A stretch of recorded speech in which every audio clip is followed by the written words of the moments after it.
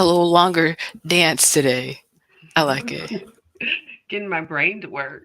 Yes, it works every day. Thankfully, you've made it through Good the. morning. Oh, it's afternoon. It's Oh, it is afternoon. afternoon. That's why you At just gotta least block on the the East time. Coast it is, Yeah, right? that's true. That's true. And we do Right. have different time zones that we're getting used to. Jalan and I were talking about that. Like, okay, so it's 7 hours. What is it in front of us? Yes. It's Yes. 9 p.m. her time right Yes, exactly. Yep. now. And And just then put that it is together. 11 a.m. Hmm. for our guest today. And one of our authors of Volume Yes. 2, Women Connected in Wisdom, Stories Yeah. and Resources Rooted in the Eight Dimensions of Wellness. Hmm. We are on day 3 of releasing Free. this book. We are Yes. excited. I was on earlier and I haven't been on there in a second. So let me see as far as our reviews coming in. It has been so fun to get the text and to get the reviews and people tagging us on social media and like, I got my copy. And, it's so Yes. exciting. Right now we Yes. have 28 ratings. 28 Yeah. just come in. Yes, We're it sitting is. at a 5-star rating. Hmm. And right now, I'm going to wiggle down there and read one. Mm. Okay. This one is from D Fox. Okay. And they say 8 dimensions of wellness plus 11 wise women equal wow. I don't know who didn't get counted, but that's okay. Women Connected in Wisdom Volume 2 is layered with useful truth. I loved reading these glimpses into real life experiences of women who care about themselves and others. The variety of topics range from practical guidance about anger and emotions to stories of how money, work, and personal choices can improve everyday living. The flow of wisdom is simple and profound in every chapter. Like how Dr. Wajida Small's occupational wisdom chapter inspired me with how knowing her purpose guided her actions and led to a more fulfilling career, as her bio describes. And do read the author bios after each chapter because all these women are amazing. This book is Yes. also beautiful in its layout and artistic design. In the last section, there's a glossary, and the 8 dimensions of wellness are individually defined. To see and read this wisdom of wellness is like another story in itself. So don't miss it. What? Mm. Yes. That was awesome. It's beautiful. Right? Mm.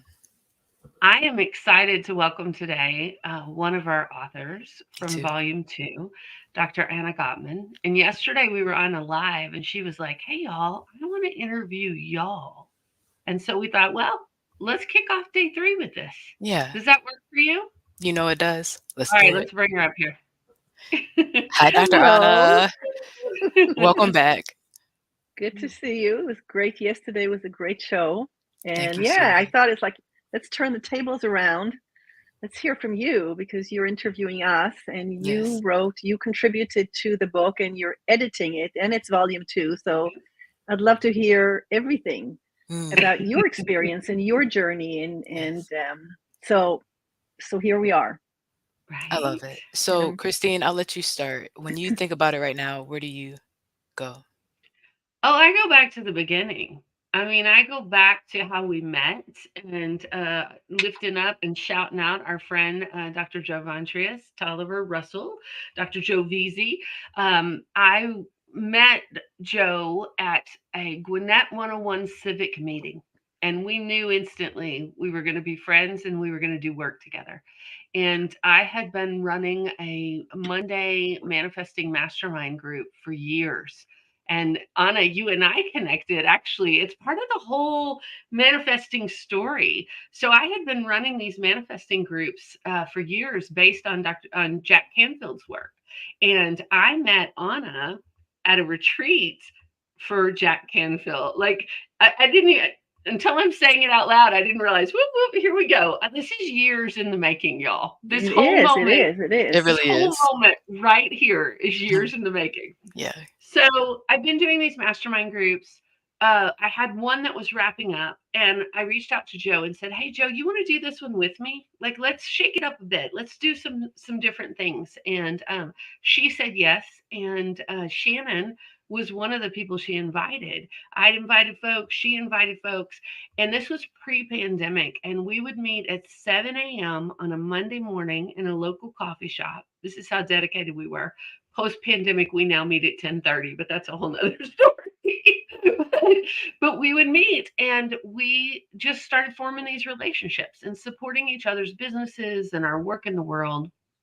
And I had a podcast that was ending, and we had just been sparking different ideas off of each other. And Shannon was interested in the podcast. I was wanting to do another podcast, and this was after George Floyd's murder and the racial reckoning in this country. And we wanted to talk about how do we be well in the midst of all this, and how do we have some deeper conversations at different intersections.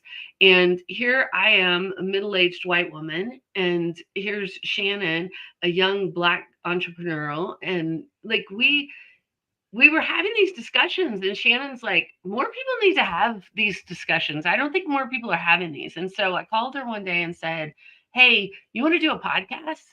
And she said, Hell yes.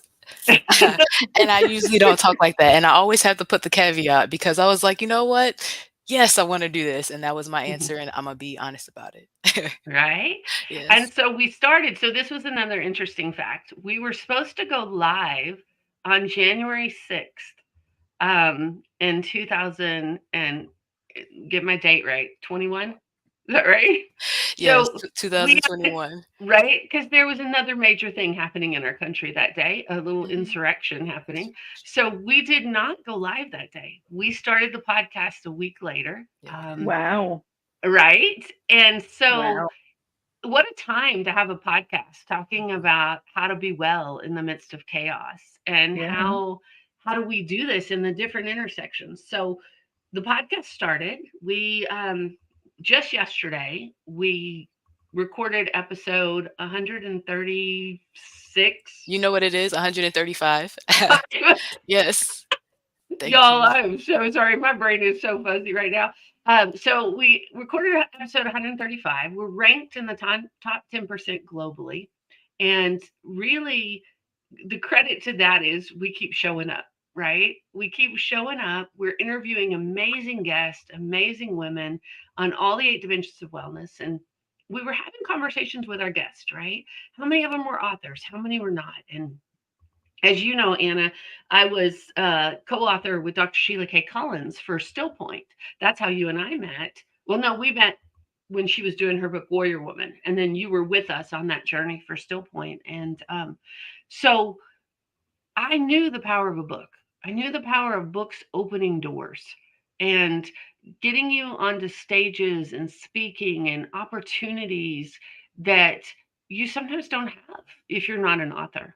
And also, we were hearing all these dreams of our guest of wanting to write a book and wanting to amplify their voice. And one of our values at Women Connect in Wisdom is really lifting up and amplifying voices of women and people who identify as women and people who've been traditionally oppressed. That, it may have been against the law. It wasn't too long ago, y'all. We all know this, that women couldn't write under their own names. They wrote under pen names or they wrote under male names. So, that was within our grandmother's lifetime. So, to be able to amplify voices and their wisdom and their knowledge is where the podcast was born out of. Then, volume one was born out of. And in volume one, we had 18 authors, 14 of which had never been published before. And then volume two, and it's been a journey. But we had at least 3 people on a call recently that were like, "It's always been my dream to be published, and we're making dreams come true." Wow. That's beautiful. That is beautiful. And, I think that one of the things that you speak to, I mean, this is a time that we need more and more wellness as the world is going crazy with social crisis, economic crisis, political crisis, ecological. Mhm. Um, but something else that we need is community and doing it together. And I feel that when you publish a book that you edit for other women, you're bringing Mhm. together a community and you're uplifting and we're uplifting each other. And that's one of the things that's needed today. It's always been needed, but it's really needed now. So true. Shannon, you speak to Yes. this one. Yeah. And so that's my why, right? We talk about why a podcast, why a book. Well, my unique story is that I was separated from my family, right? That's part of what I talk about in the chapter, separated from my mom. So, that's a pivotal position, right? But then also her family. So that's 50% of the family. And then my dad's family, that's the other 50%. So it's down to me and him, you know, and what resources do single Black parents have? Right, but what about the single fathers? We always talk about the Mm. single mothers and absolutely, right? Like every day, hats off and more space is needed and more space is needed for the Black single fathers too. And so I watched this man work very hard through cancer and getting his stomach taken out, trying and marriages and all this stuff, trying to find what he needed. And, having the commitment that we talk about to get to this podcast every week, before the sun, out after the sun goes down, like a farmer, like we're outside doing landscaping, taking care of the nature and being part of that so that we can get what we need. Right. So I saw the willingness to be a good person and the commitment to show up, but then the distance of still being able to get what you need, getting the adequate help, having the resources around you, and having to build that own system for myself as a young woman. Of course, my dad is a great resource, and we had this game we played that I play with my little brother, the word of the day, so I was always reading books and out working, and it helped mold me. Um, but where was I going? The the need to make sure Community, that, like being yeah, the together. community, exactly. So making sure that you have those resources when you need it is something that I was building, right? So again, my dad was great for all of his strengths, but I knew as a woman, I also wanted a community of women. Right. And so I have always intentionally had a mentor. And one of the things I shared on Instagram the other day was how the enemy tried to tell me, right? Like, you didn't grow up with your mom. You're not gonna, when you have children, how are you gonna raise a young lady? Just like the young men feel about not having a father, there's women that feel that way, right? But not everybody, like Eileen was sharing about, has that endearing, nurturing relationship, especially with the way that things are torn apart and torn and all these things we talk about, right? So I've always been intentional about building it. And he tried to tell me that I wouldn't have what I needed. I said, no, well, thankfully I can read and write, right? And I can ask questions, and I had the opportunity to build it in a time and space and a generation where I could have the space to intentionally build it, right? So that want for myself has always been what I've done. I love through the press being able to do royalties and help, hold the door open for women professionally. And when I looked back at the beginning of Women Connected in Wisdom, I realized that I've always done that. The I went to a bridal shower the other day. One of my friends from college is getting married, and one of the questions on how well do you know the bride was, what was her first job? And her first job was actually a job I helped her get on the college campus. So I love that, the way our stories intertwine. And I see a lot of amazing people. The review was talking about the bios, right? We're amazing people, and guess what, we all still need help, right? So when this person gets sick, do they go to a doctor that is going to give them all the information to help them in that time? Sometimes they get a little information, and we want to couple it with other things, like we said, have tools and do a lot of things that can help you out of the rough situations that we go through, and like we said, are inevitable. So to do that in a community is what I've been building for myself, and I know that not only do I need it, but that's really what we all need, to live as fully as we can before we die. And despite what anybody tells me that should look like, I want to be physically well, despite what the again, we talked about more morbidity and mortality rate is, right? Despite what this statistic tells me that I'm supposed to be, or that you think I'm supposed to be, okay, I hear you. And I raise you this, and I raise you the intellectual wellness and the physical wellness so that we can get better at each iteration, whether it's each generation or whether it's, hey, tomorrow I'm going to renew my mind and start from a healthy foundation and come in, try to live my best life to get to where I think I'm supposed to be as an individual in my self-care and community care, and that's what we talk about all the time, and then in every dimension, and then not just me but my community. And when we do that, and work on the peace and the healing in our own lives, which is our responsibility, then beautiful things happen. and they help us get through the difficult things that are unavoidable, that are out of our control, and we know those things are going to happen. And so I'll wrap with this: I love being a place of wellness and light in the midst of all this stuff that's going on, because a lot of this stuff is out of our control. I can't stop checks being written from country to country. I'm here just trying to remind people to drink their water. Like, that's what I can talk about, that's what I have control over.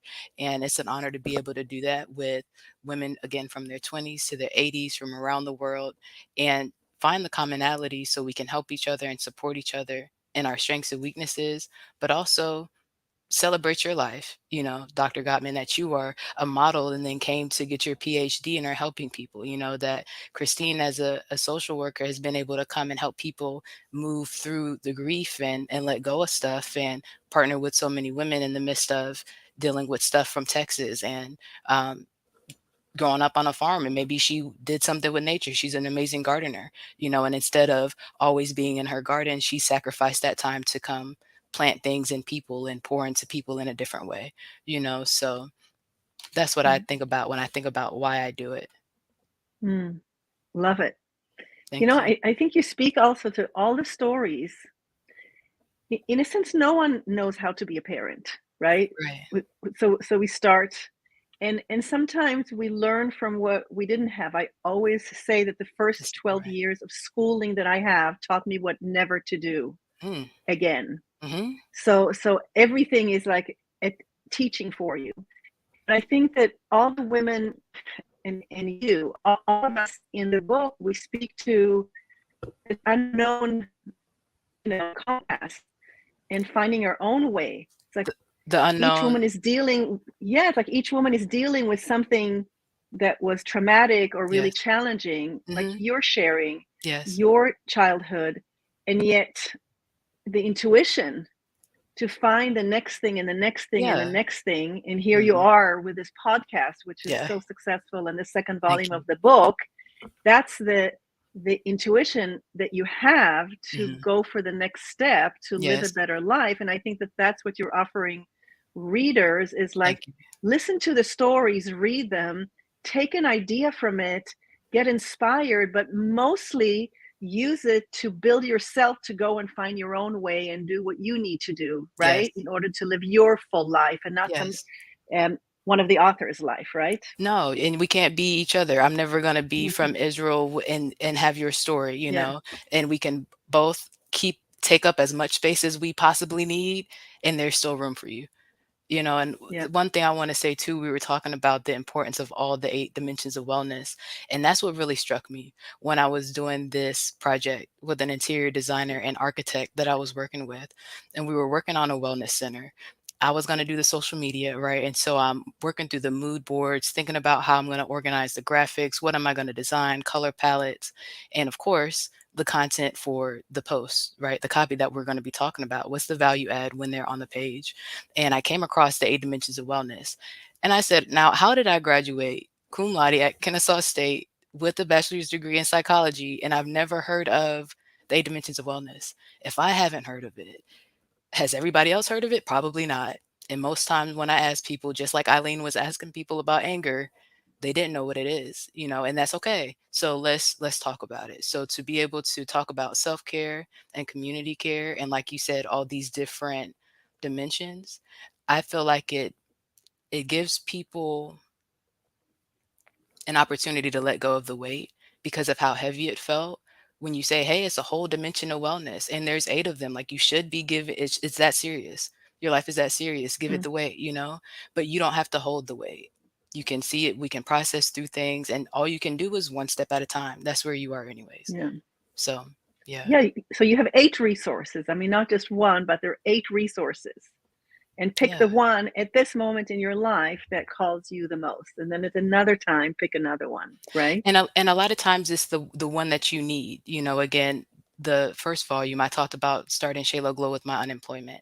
Well, why didn't I have $1 million for my dad, right? We could break that down in the different dimensions, but I also didn't have the money for my rent and had to move immediately, right? So that's personal financial habits.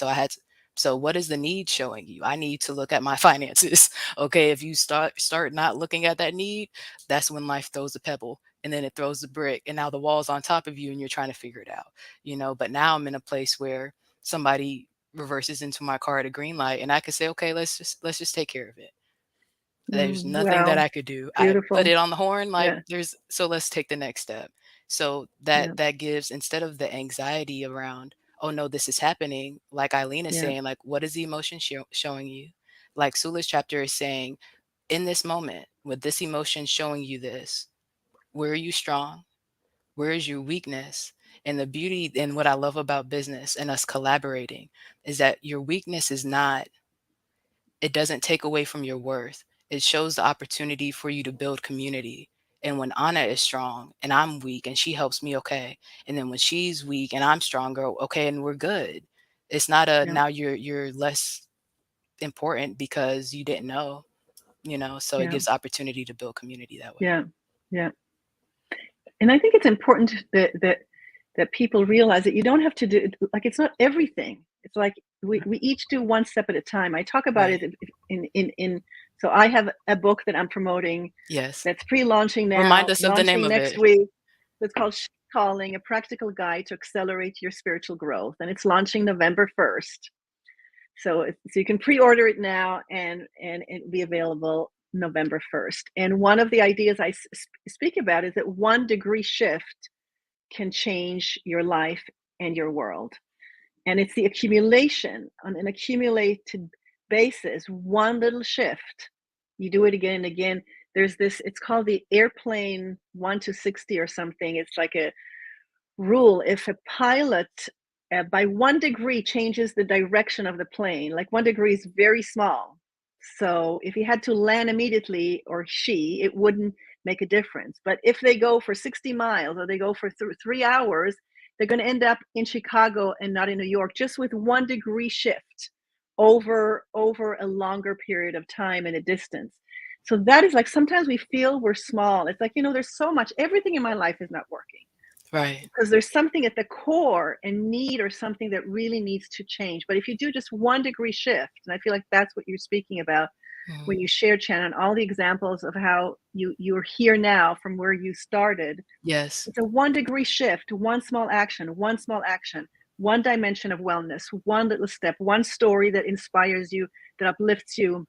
Listen to your intuition, and then suddenly a year later you go 135 or 165 episodes, whatever the number 135. was. Yes. 135. It's like, Mhm. if you thought about it before, to do 135 episodes, that's overwhelming. I'm not starting, Mhm. Yes. right? But if Yes. you do one and one and one, and then you go like, the year passed anyway, so I might as well do a 1 degree shift towards a better life and Yes. more Right. wellness in one of the dimensions in order to better my life. Yes. And you speak to that with wisdom, Anna, because you have a podcast too, right? I just started a podcast. It's called Expansive with Anna Gatman.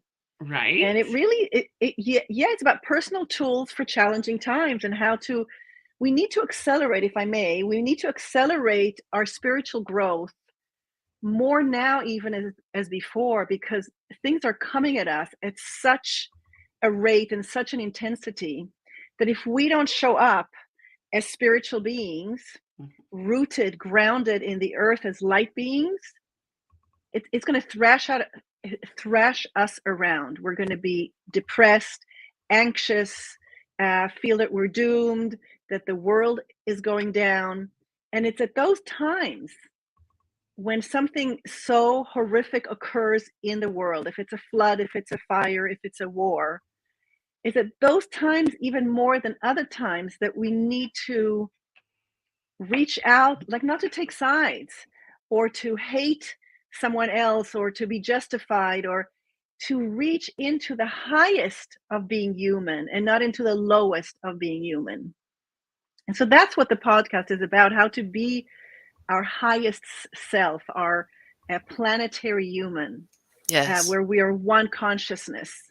And I feel that the 8 dimensions of wellness allows you, because it takes everything into account. Because many Mhm. times wellness is about my own wellness, my spiritual wellness, or my massage, all of which are important Right. things. But what I love about the 8 dimensions of wellness is it takes social wellness and financial wellness. It just takes Mhm. all of the dimensions in, because we need to pay attention to all of these in order to be whole Yes, people and to be people within communities. absolutely. We talk about in the book, we give the definition of wellness itself. Like we were talking about this on a live stream yesterday, how we just drop words because we're so used to them. But sometimes our listeners or people on social media are like, well, what do you mean by that? Right. And I was thinking about this when you two were talking earlier, because I want to give the definition we give for wellness in the book.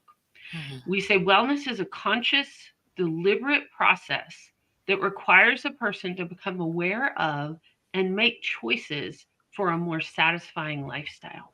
Mm, And it's that being conscious of it and deliberate, because I hear what you're saying, Anna, and your chapter talks about that with spiritual wellness, and it talks about those choices and how to have spiritual wellness in times like these, and that there yeah, are deliberate choices we can make. There's incremental steps we can make. yeah. I love when you say that in your book about the 1 degree. In Interplay, we talk about we get into trouble in incremental steps, we get out of trouble in incremental steps. I love But it. first, Yeah, you've even got to notice yeah, and realize that you're in trouble. And yeah, our society is really set up in a lot of ways for us not to notice. It's set up for yeah, us to be distracted and to just go, go, go and keep yeah, going until we fall over. And yeah. one of the things that we want to be really conscious about is that it's okay to rest. It's okay for us to Hmm. take a moment. It's okay for us to take a deep breath and see where are we out of balance, but also to look for the good. Where are we doing Yeah, great in our wellness? It's Because important. what's working, what are we jamming out on, right? And yeah, celebrating that too. yeah. There's an expression where attention goes, energy flows, right? It's like the news is set up to tell you about the horrific things that are happening in the world. And it's not to undermine them because some of them are horrific. But they're amazing things that never get it to the headline of the news. There's, I mean, first of all, the miracle of our planet. The sun is rising and there's beautiful sunsets every day. There's a moon in the sky, there's stars in the sky. There's different seasons. That hasn't changed. That is still here. And we can access that if we put our attention to that and look in that direction. Moments of connection, moments of joy, moment of community, moments of feeling purpose, moments of feeling, heart to heart with someone. Suddenly, our days are filled with that versus everything that is not working. And then by the end of the news, we're rightfully feeling anxious, right? So it's really, Yes. where do we put our attention to? And I think that the eight dimension of wellness really gives you a choice of where to put your attention so that your energy starts going there. And again, it amplifies, the compounding effect amplifies. You Yes. put your energy there, your intention there, the energy starts going and it amplifies, it amplifies, it amplifies. Right. And then you kind of look back and go, wow. Look at how far I've come, right? And Yeah. your 1%, it also reminds me of The Slight Edge by Jeff Olson. And that's a book that I read going into this um, company that I was part of and changed the way I think about compound interest, right? And I look forward to it on investments and I definitely use it in my habits. And that's why the chapter about the systems is so important, right? Because again, if I'm reaching for, how do you say it, Lord? Unmitigated financial freedom should be an impossible goal for me to reach from where I'm coming from, right? But if you talk about material and spiritual wellness, and I know that everything is afforded to me by the riches Yeah. and glory in heaven, I don't have to look at the lack and the fact that, like I said yesterday, my shoes used to have holes in it. And like I shared at Hiram, I was brushing my teeth in the chemistry classroom because our water was not on at the new house yet, right? Like that's not indicative of my worth as a person. That was just the situation that I was in, right? But now as an adult who Yeah. had great financial habits, did not maintain my wellness, that was not operating wise, slid into unhealthy habits. Let's come back. Let's get Yeah. even better, and maintain that level of wellness in that dimension. For me, when I think about altruism, I love that you use that word, right? And when we started this, that's what I was thinking about, the eight dimensions of wellness and then Maslow's hierarchy of needs, right? And that's just at the top when you have altruism and you know you have love and belonging, you know you have the security of where you're living, you know your hobbies, and you are zoning in on you as a person. Unfortunately, with what we're talking about, the chaos and the distractions, right, from self and source has made it so that it's almost impossible to reach altruism unless you're healed, right? To be there, you have to be healthy and whole in order to think about those things. And so when you come to a situation of need, instead of feeling like it's the thing that's going to show you you're not going to make it, for post traumatic growth, what I've used is, okay, this is the thing I need to look at. Let me look fear in the face. It's not as big as I think it is, right? What do we need to do next? Which dimension is that in? Is that in social wellness? Is it in spiritual? You know, do I need to pull back and look at the big picture and pray over it? And that's what I talk about in my chapter. And then zoom in. Okay, how are we going to do that? The first year we're going to study. The second year I went back to work, right? 2 salary jobs, 7 days a week. The third year we're in the 3 businesses. We're publishing volume 2. We're setting up businesses so that it'll flow correctly, so it'll be sustainable. But uh, Trump with his money from his dad, those weren't his business steps. And that's okay, but we have to share the stories to know the Yeah. details. And it's not about shame, blame, or guilt, how Cecile always shares. It's okay, I see where you are. Thank you for sharing your story of how you made it. This is where I am. This is what I need to do. This is what I'm going to do so that I can make it. And we can do it for Yeah. ourselves and in community. Yeah. Yeah. Christine, you haven't shared what your chapter is about. Want to give us? Sure, I'll do a brief one before we head to close. I have two chapters in volume 2. I have a chapter on environmental wellness, and I have a chapter on physical wellness. And I talk in physical wellness about different things that make us well physically. Because in the United States, often the first thing we look at is our weight and our activity level, which are important. And I talk about that in the chapter, but there's other things that go into physical wellness. So I give a lot of resources and how do we check in with ourselves. And y'all won't be shocked that I talk about interplay and interplay.org and movement and storytelling and accessing some of that. Our bodies store our stories, the good ones and the bad ones. And so how to access those and how to move towards healing is what I talk about in the physical wellness chapter. And then in the environmental wellness chapter, I talk about individual environmental wellness to community environmental wellness. And how can we be well in the spaces that we're occupying? And then how can we make a difference in the greater world? And I give some resources. I was going to say earlier when we were talking, one of the things I love about the podcast and the book is what we ask of our authors is their authentic stories and resources.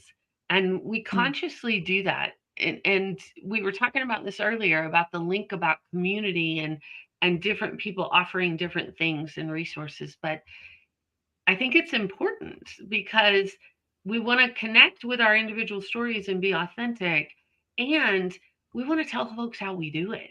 Because yeah. one of the old myths that Shannon and I don't subscribe to is that you can't be friends with women, and that old myth about that they're always competing over collaborating, and we are all about collaboration over competition.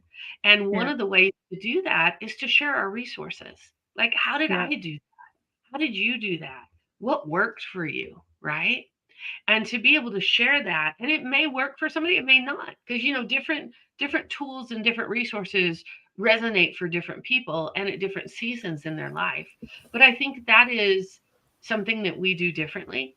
Hmm. Um, and we're very conscious about it. And Yeah. Yeah. Shannon mentioned it earlier because she said about revenues for our authors. In traditional collaboration books, only the lead authors get royalties. Mm, And when we set up our first volume, we were really conscious about that because being an artist and an activist, like artists get taken advantage of so many times for their work.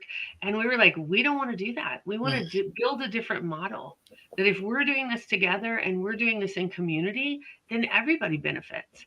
And, sometimes those royalty checks may be a cup of coffee.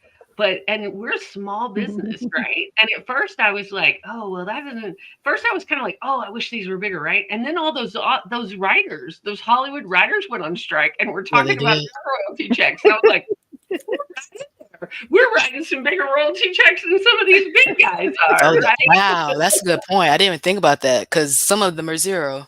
Right, Mm, right. And so I think that's the other thing. Mahatma Gandhi says to be the change you wish to see in the world. And so when we created this, we wanted it to be with equity. We yeah, wanted it to be with fairness. We wanted it to be with abundance and support. yeah, And so that's what we're creating. And what both of y'all talked about that exponential and building on it and building in community. Like mhm. that is part of our dream about how do And we do this together? right, and absolutely for the cup of coffee, check, right, for the royalties. But I love I love even saying royalty day on a quarterly basis. It's royalty day, right? That's our worth and what we're doing, right? We're passing cash flow and we are royal and sitting in our power, telling our stories. That's how I think about it. And I also think about if we did what is traditionally done, right? We would have had bigger checks. Our check definitely would have been bigger than a cup of coffee, but again, the principle is honoring the voices. So to choose to give you your percentage because that's what we're doing, I would rather, if we're talking about compound, right? I want it to compound. I don't have to stack huge bricks. I want to compound and bring as many people with me as possible. And again, we're talking about the purpose of it and living the life that you want to live. That's what my chapter is about. Leaving the job that you would be able to afford the life that you might paint, but what does that mean that you're spending your time on? And I love spending my time having conversations like this.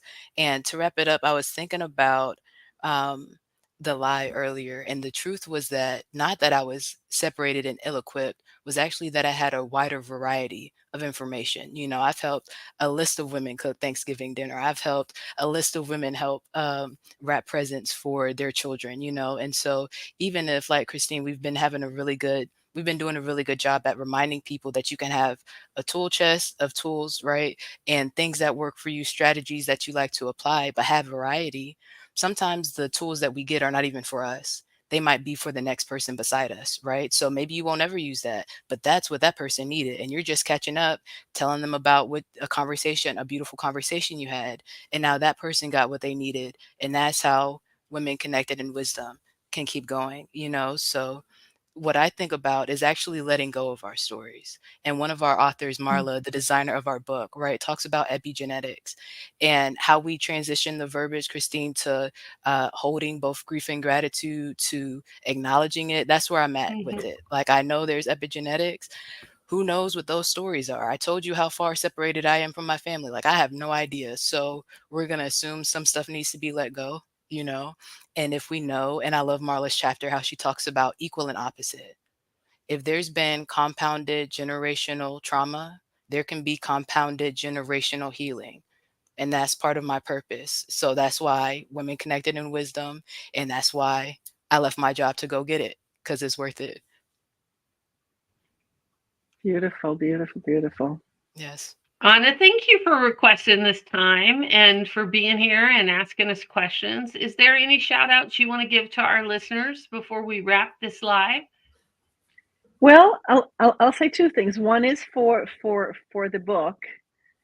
It's I think because it has the 8 dimensions and all the stories inside. It's a great book to have as a resource by your bed. Mm, And just to not read the whole stories. It's kind of overwhelming to read all the stories because you really want to digest each one. You want to go into the life of each story that mm, each one of the authors share with such vulnerability.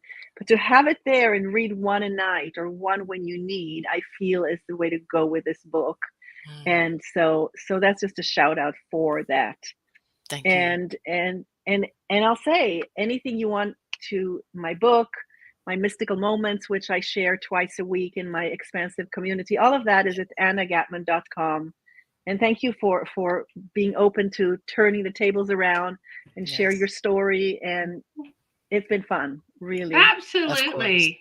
Absolutely. And y'all, our listeners, as always, follow our social media. You were going to Yes. see Dr. Anna Gottman's stuff. She's got a new book coming out. you will have already seen some of her awesome socials that she's Mhm. been sharing, because we love them and we love your work in the world. And Yes, we're thank you. just really grateful to be Mhm. connected. Mhm. Thanks, Yes. y'all. We'll Okay, be thank you back. guys. Thank We're you. coming back at what time today, Shannon? Let's go to the planner, the 26th. Today, we're coming back at 5 At PM Eastern Standard 5 Time. p.m. Eastern Standard. We'll see y'all then. Yes, And see you guys until soon. then, y'all make sure you get your copy of your book. We look forward to hearing from you. Yes. Bye.